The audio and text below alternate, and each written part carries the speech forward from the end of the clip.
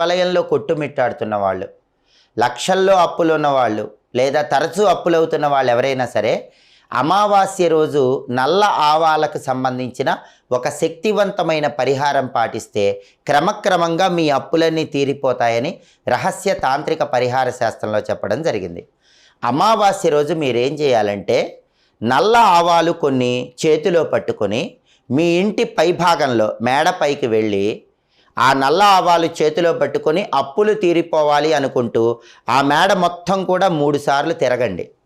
ఒకవేళ మేడ లేని వాళ్ళు ఎవరైనా ఉన్నట్లయితే అమావాస్య రోజు రాత్రిపూట 3 రోడ్ల కూడలి దగ్గరకు కానీ 4 రోడ్ల కూడలి దగ్గరకు కానీ వెళ్ళండి.